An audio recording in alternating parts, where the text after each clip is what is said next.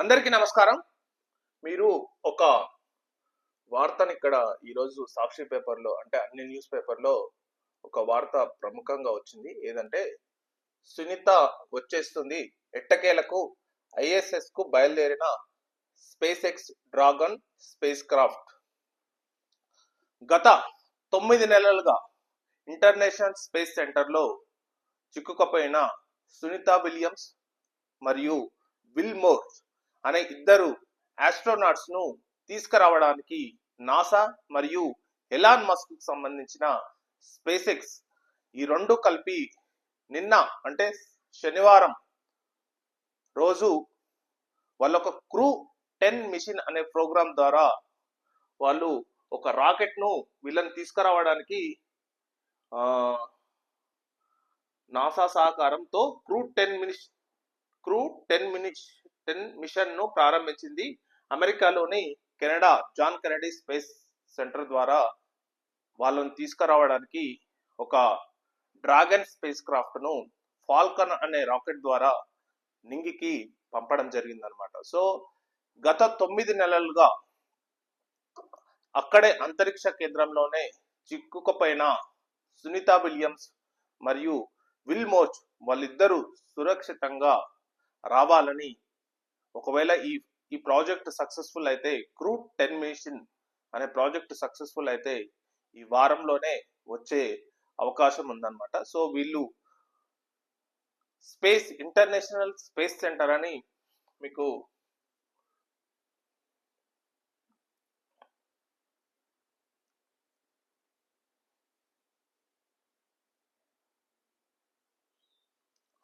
మామూలుగా international space centre అనేది ఒక 5 దేశాలు మొత్తం వీటిని హ్యాండిల్ చేస్తున్నాయి. సో 5 కంట్రీస్, అమెరికా ఒకటి, Russia, Japan and Canada. So ఈ దేశాలు ఒక దాదాపు ఎర్త్ నుంచి 225 మైల్స్ అంటే దాదాపు ఒక 400 కిలోమీటర్ల దూరంలో ఒక స్పేస్ సెంటర్ ను ఏర్పాటు చేశారు. అక్కడ నుంచి మైక్రోగ్రావిటీ ద్వారా కొన్ని ఆర్బిట్స్ ను ఏర్పరచుకొని అక్కడ నుంచి స్పేస్ అంతరిక్షంలో ప్రయోగశాలను అంటే దాని ప్రయోగాత్మకంగా ఏ విధంగా ఉందన్నది అక్కడి నుంచి పరిశీలిస్తారనమాట. సో ఈ స్పేస్ సెంటర్ కు జనరల్ గా రెగ్యులర్ గా రొటీన్ గా వెళ్తుంటారనమాట. సో ఈసారి వెళ్ళినప్పుడు ఆమె బోయింగ్ అనే స్పేస్ తోని స్టార్ లైనర్ అనే స్పేస్ క్రాఫ్ట్ తో వెళ్ళిందనమాట. వెళ్ళి అక్కడ తిరిగి 9 రోజులకు రావాల్సిన ఆమె ఇంకా 9 నెలలు కూడా అక్కడనే ఉంటుంది. సో అక్కడ టెక్నికల్ అంశం అంటే హీలియం అనేది లీకేజ్ కావడం వల్ల, టెక్నికల్ ఎర్రర్ వల్ల ఆమె తిరిగి రాలేకపోయింది అనమాట. సో ఈ అంశం అనేది అమెరికా అధ్యక్ష ఎన్నికలలో చాలా పాపులర్ అయిపోయింది అనమాట. అంటే ఒక ప్రచార అస్త్రంగా మారింది. ఎవరైనా అప్పుడు రిపబ్లిక్ పార్టీ నుంచి అయినా ట్రంప్ కూడా మరియు డెమోక్రటిక్ పార్టీ నుంచి బైడెన్ కూడా మేము గెలిస్తే సునీత విలియమ్స్ ను ఖచ్చితంగా తీసుకొస్తామని చెప్పి అక్కడ ప్రచార అస్త్రంగా కూడా మార్చుకున్నారనమాట. సో ఎనీవే ట్రంప్ గెలిచినాక అధ్యక్షుడు అయినాక ఈ ఎలాన్ మస్క్ ను స్పేస్ ఎక్స్ అధినేత అయిన ఎలాన్ మస్క్ ను సహాయం కోరడం జరిగింది. సో అతను నాసా, సో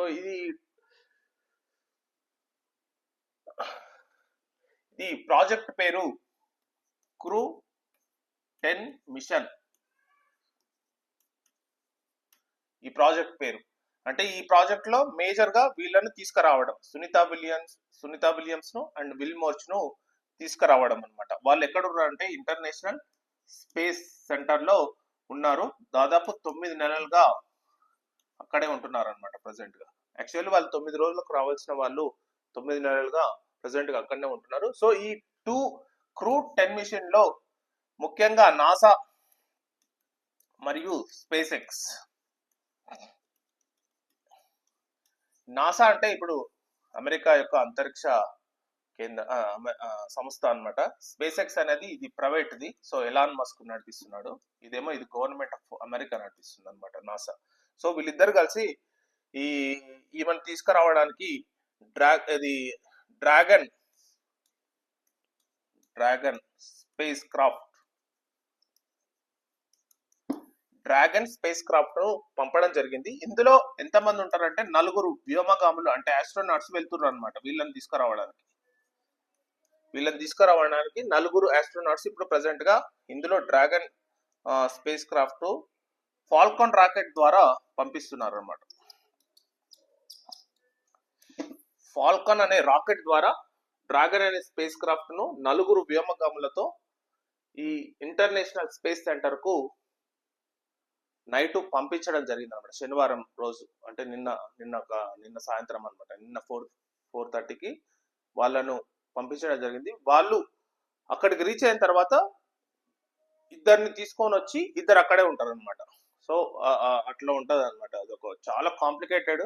సో అయినా కానీ ఈ ప్రాజెక్ట్ అనేది 10 క్రూ మిషన్ సక్సెస్ కావాలి. ఎందుకంటే ఆమె పాపం చాలా రోజుల నుంచి 9 నెలల నుంచి అక్కడే ఉండడం అనేది చాలా ఎంతో ధైర్యం ఉంటే గానీ అలాంటి పరిస్థితులు ఎదుర్కోలేరు. సో ఈ మిషన్ సక్సెస్ అయితే సునీత విలియమ్స్ ఖచ్చితంగా భూమి మీదకి వచ్చే అవకాశం ఉంది.